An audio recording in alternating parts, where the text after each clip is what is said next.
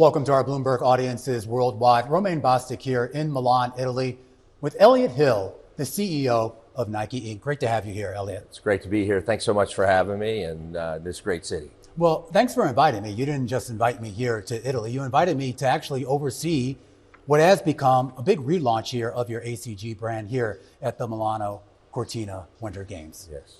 Yeah, it's been, it's part of, clearly we led with some innovation in the apparel and our Air Milano jacket, but we also use this as an opportunity to reintroduce, if you will, the ACG brand to the trail running consumer.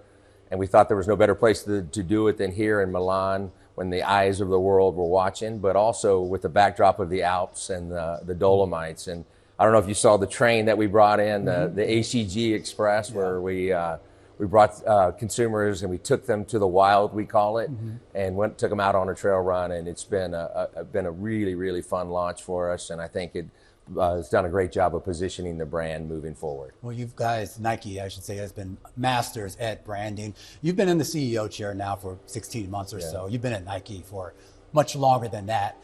I want to talk a little bit, though, about how these types of launches, the innovation that you see, the buzz that it creates, how that actually translates into sales. Yeah.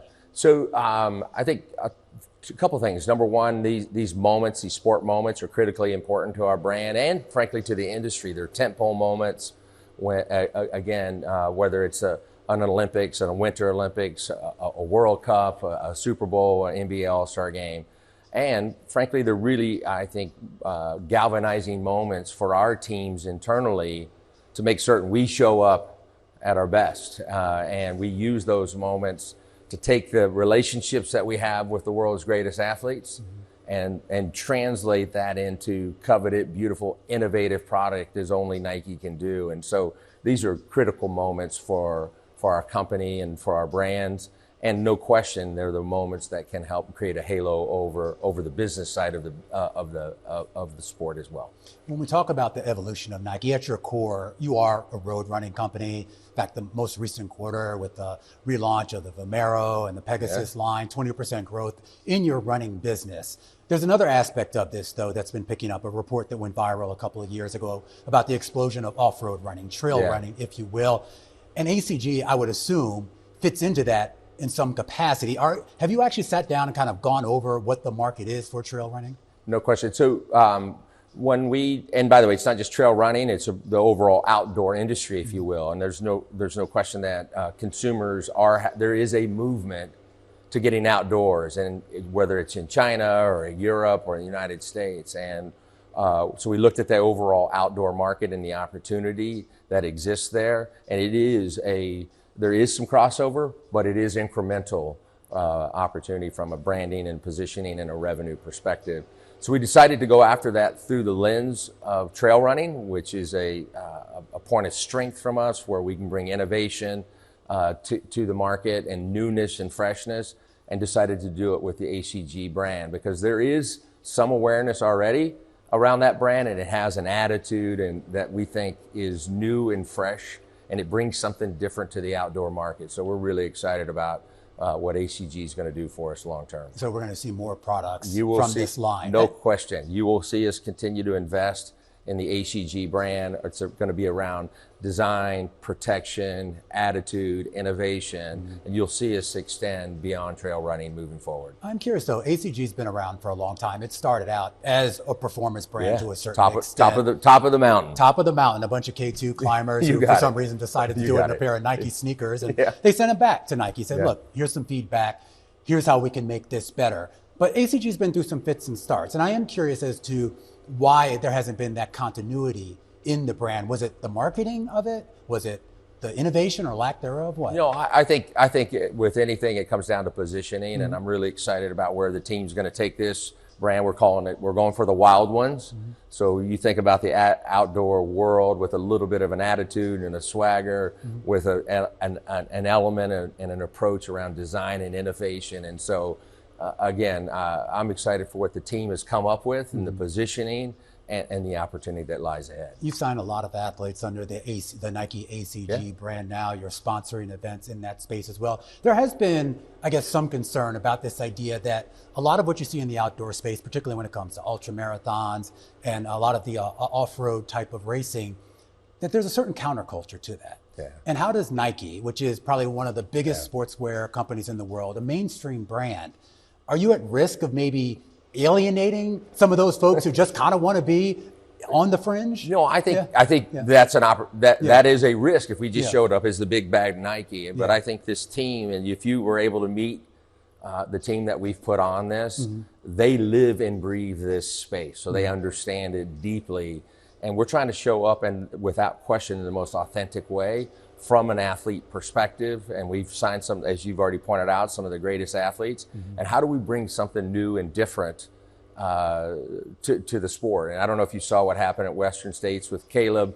He shows up at the starting line. It's over 100 degrees out, and he's wearing, the Radical Air long sleeve top. People are looking at him like, are you crazy running in long sleeve?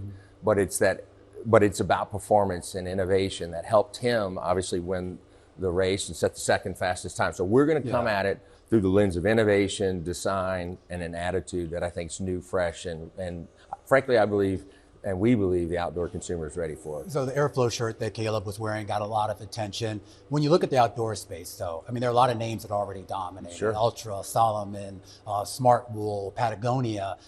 Is this strategy of going for that outdoor consumer, is that actually playing offense, or are you catching up to the rest of the folks? I think we're always on the offense. We actually have a maxim that says on the offense always, and so the team's definitely approaching it from an offensive perspective and trying to make certain that that we're coming with something new, fresh perspective. And so far, the consumer is responding extremely well to the product. And it's not just an apparel conversation. The same thing in the I don't know if you saw the Alpha Fly shoe that we also launched with the full-length carbon plate, and it's something new and different to the sport. I've seen a lot of these products, the Alpha Fly, the Hyper Ice, I'm forgetting a couple others, the Nike Mind. All these things come out, and I am curious, these are new products, and they seem like risky products. And forgive me for saying this, but it seemed like for a while, Nike wasn't taking as much risk. It was relying on your classics, your dunks,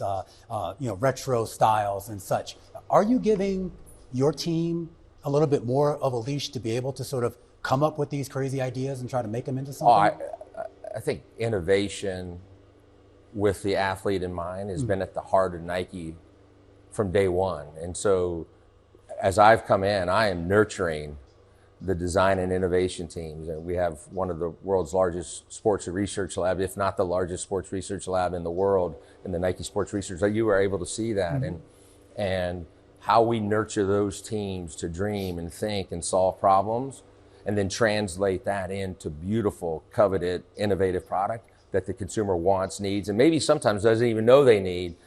That's what I'm trying to bring to this role and to the team, is to make sure they understand the importance of it and we nurture it. But your return, you were at Nike for 3 decades. You left for about 4 years or so. Yeah. At some point you got a call to come back and to actually be the CEO of this company. 16 months roughly now that you've been in that chair. You talk about that Nike Innovation Lab. I remember somebody said something to me. You can tell me if this is true, and forgive my French, but there was some mantra going around, some memo saying create epic. Was that from you, or was that from Phil McCartney? Where did that come from? I don't know if I can take credit for it. I know. So where that came from is Phil and his leadership team. You met Martin here today.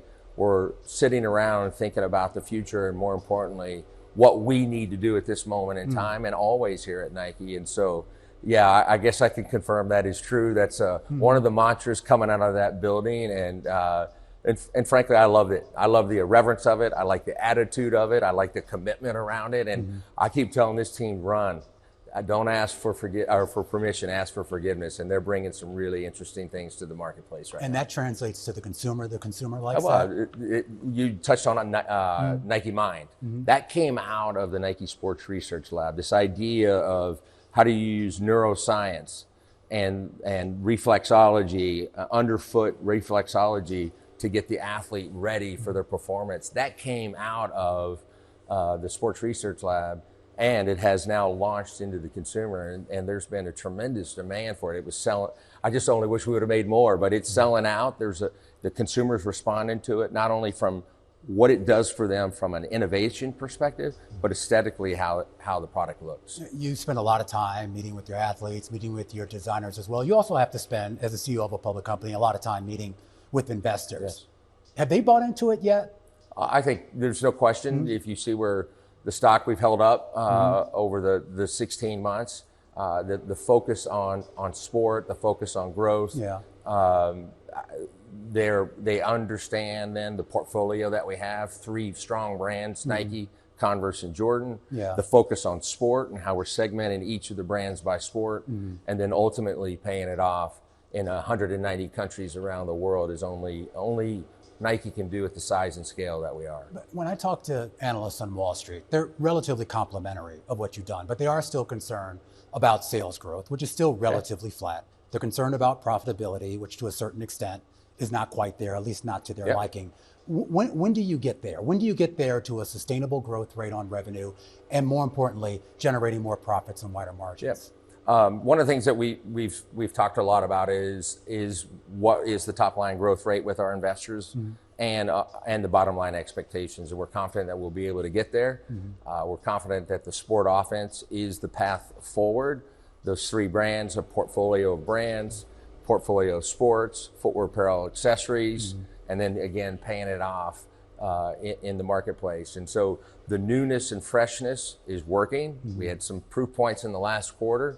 North America being back to growth, which was a strong result for us. It's our largest reporting segment, running back to double-digit growth.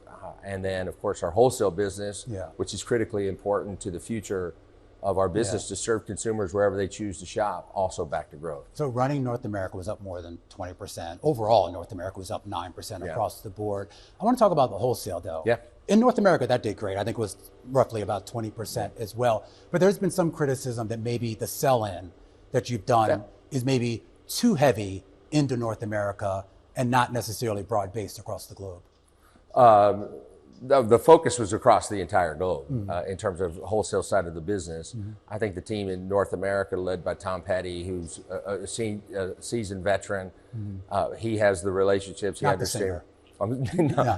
No, that's P-E-D-D-I-E for correction. But he has tremendous understanding of the marketplace, the consumer, and he and his team have done a really nice job getting back in with the wholesale partners and driving that level of growth. And you'll start to see that across the rest of the world as well. I'm confident in the leaders that we have in place, and the desire for our retail partners to serve their consumers. We have a joint consumer, and they want access to our brands. Is that relationship better with them? I mean, Nike gravitated away from those retail partners to a certain extent back in the early 2020s. I know they kind of tried to reset under Donahoe before you then came in.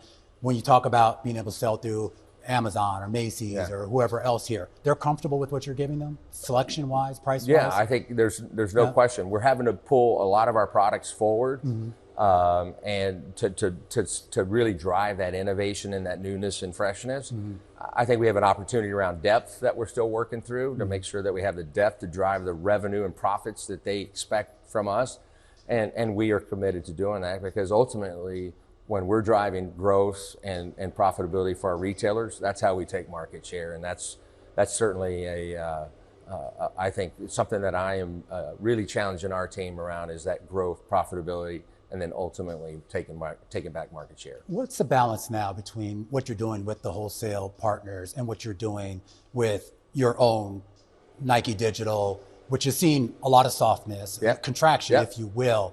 Is that just the natural transition as you try to sort of right-size things, or is there something else going on with digital? No. I think I talked a lot about the 5 actions. I talk about an elevated and integrated marketplace.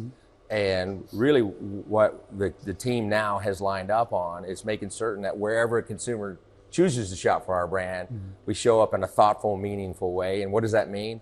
It's the consumer that shops that, whether it's digital, physical, owned or partner, making certain that we have the right assortment for that consumer in the right presentation, the right depth, and the right level of service around it to create the overall experience. And that's what we're driving right now, and that's where our focus is. How closely do you work with those retailers? I mean, I saw you had over the holidays in the U.S., something with Urban Outfitters, kind of a pop-up there. Yeah. Are you trying to be more integrated into what your displays look like in those stores? Yeah, the elevation piece that I talk about is being proud of where our brand shows up, wherever that is. Again, digital, physical, owned or partner.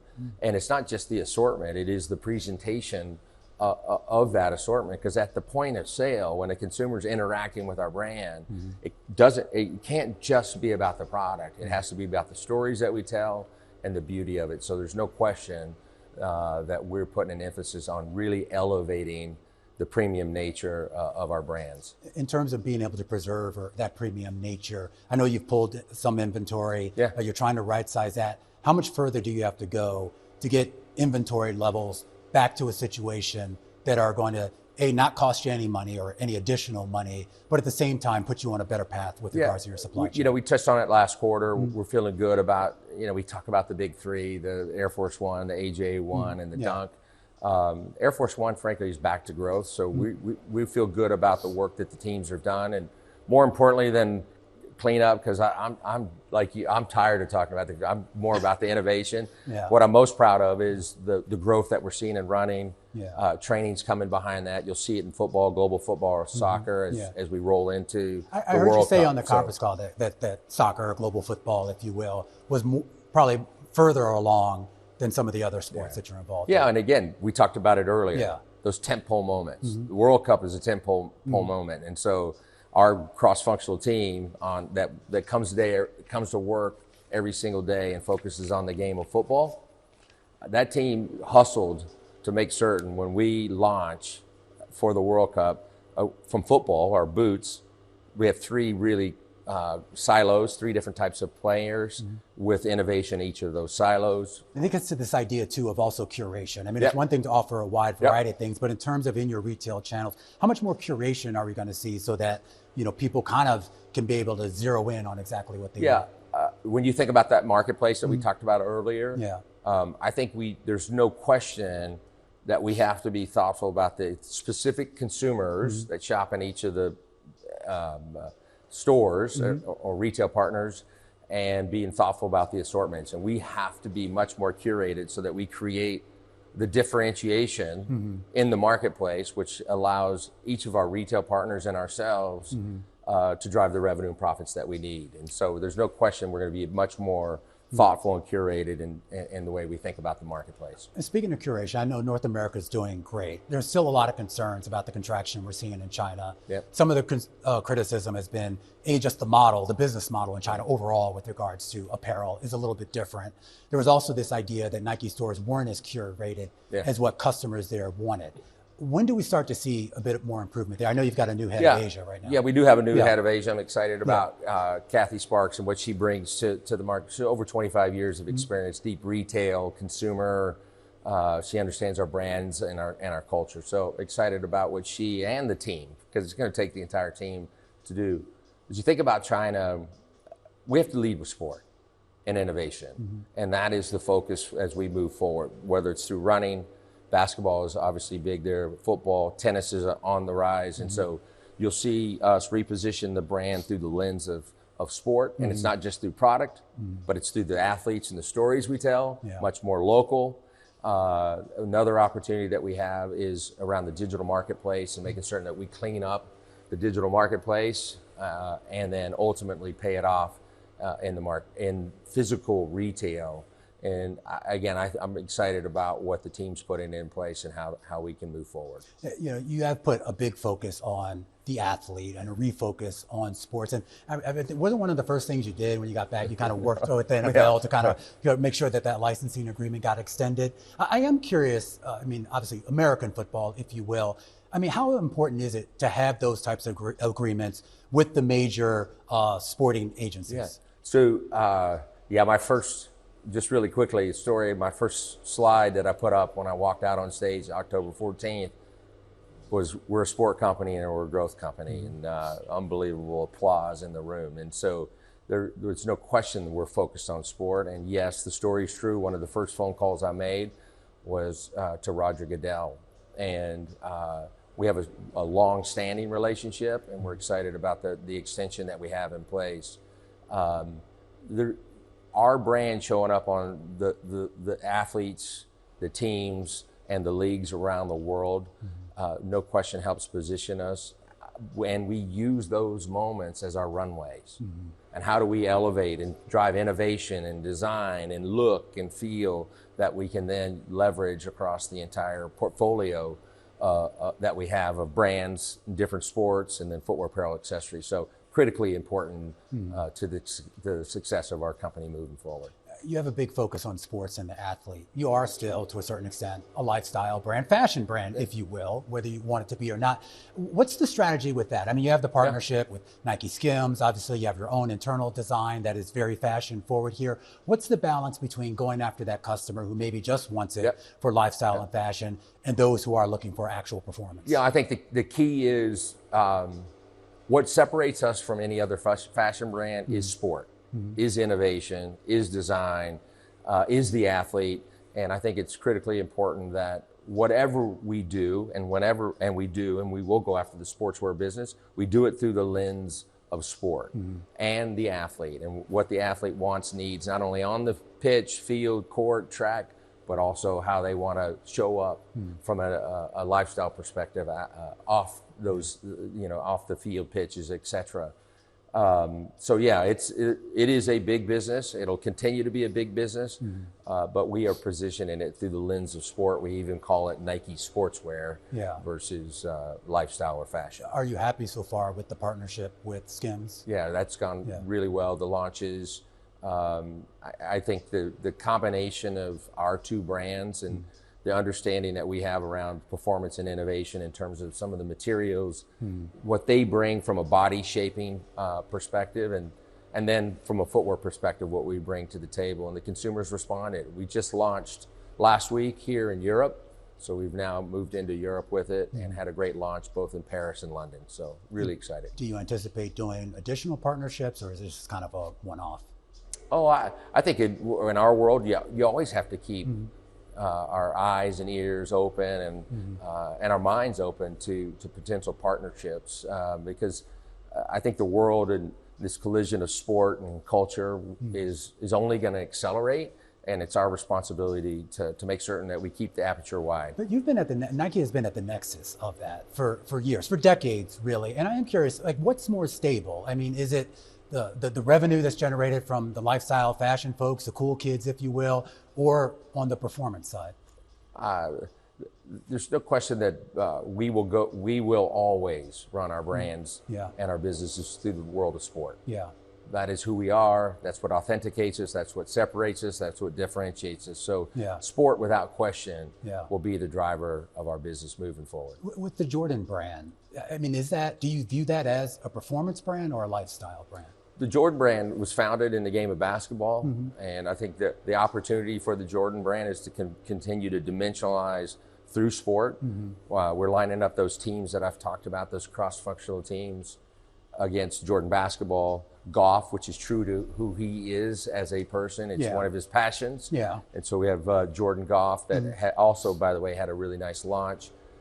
Football and baseball, played baseball, and then of course streetwear. So we are pushing to dimensionalize the brand beyond just streetwear, but also position it in sport, and not just about footwear, but also about apparel. I want to say on basketball for a second. Obviously, Jordan is just a singular figure that not only helped the NBA, but certainly helped Nike.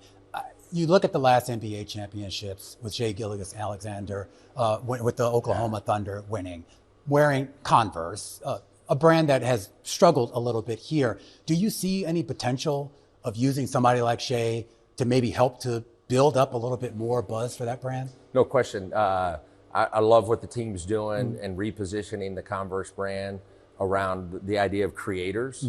And there are creators, of course, in the world of culture, but there are also creators in the games that we play. And in the case of basketball, there's probably no more special creator than Shai Gilgeous, not only in the way that he plays on the court, but the way that he shows up from a style perspective.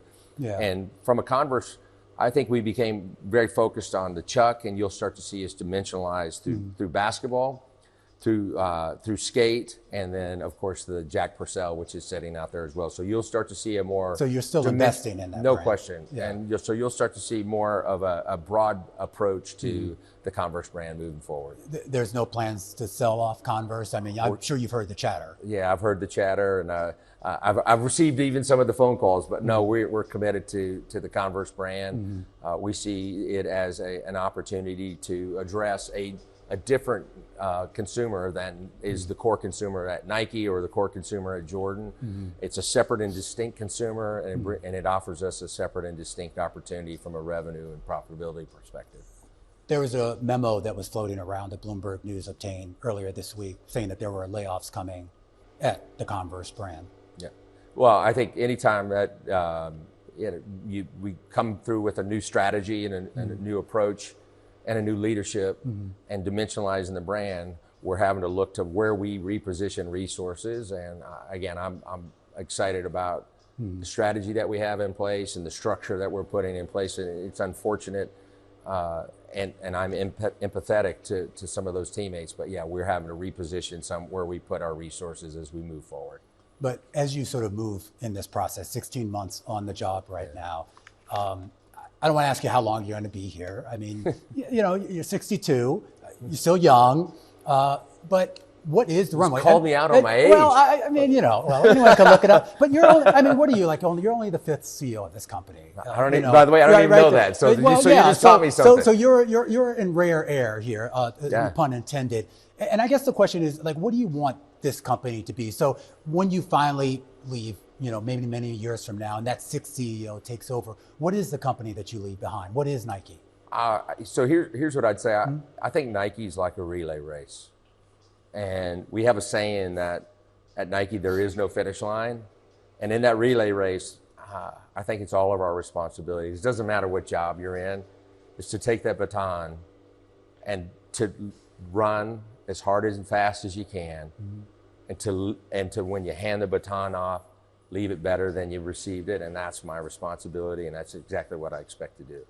All right. Well, Elliott, really appreciate you joining us today. It's my pleasure. I really appreciate you spending time with us and allowing us to tell our story. So thank you so much. All right. And hopefully you can get a check on the podium, and you can see some of your athletes there. I'm definitely looking forward to going and enjoying some of the games. So thank you so much. All right. Thank you, Elliott. Appreciate it. Thank you.